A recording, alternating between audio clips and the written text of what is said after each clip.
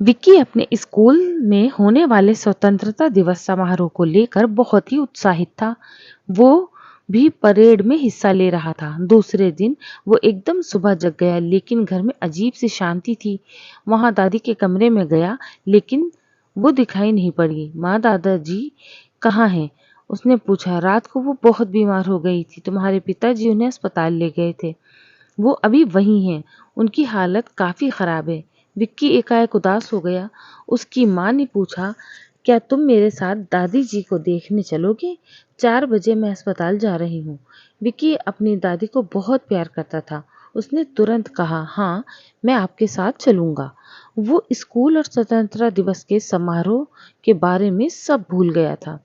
School में स्वतंत्रता दिवस समारोह पर बहुत ही अच्छी तरह संपन्न हो गया, लेकिन प्राचार्य खुश नहीं थे। उन्होंने ध्यान दिया कि बहुत से छात्र आज अनुपस्थित थे।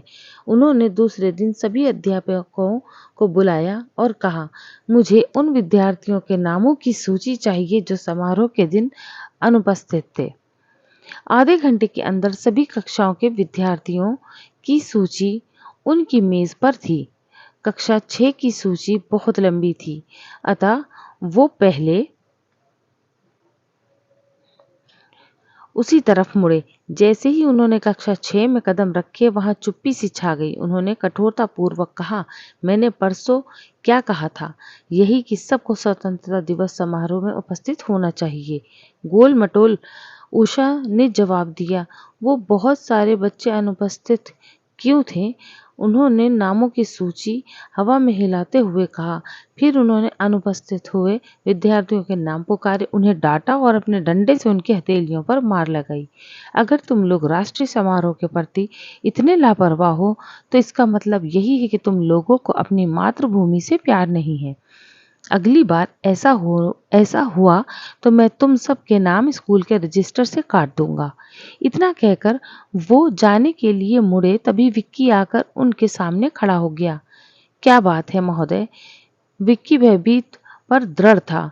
मैं भी स्वतंत्रता दिवस समारोह में अनुपस्थित था, पर आपने मेरा नाम नहीं पुकारा।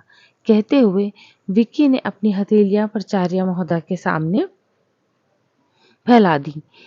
सारी कक्षा सांस रोककर उसे देख रही थी।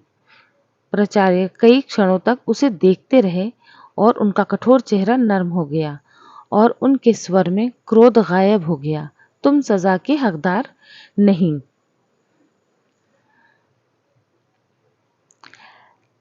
नहीं हो, क्योंकि तुम में सच्चाई कहने की हिम्मत है।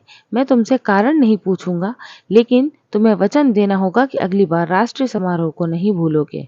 अब तुम अपनी सीट पर जाओ। विक्की ने जो कुछ किया उसको उसे बहुत खुशी थी।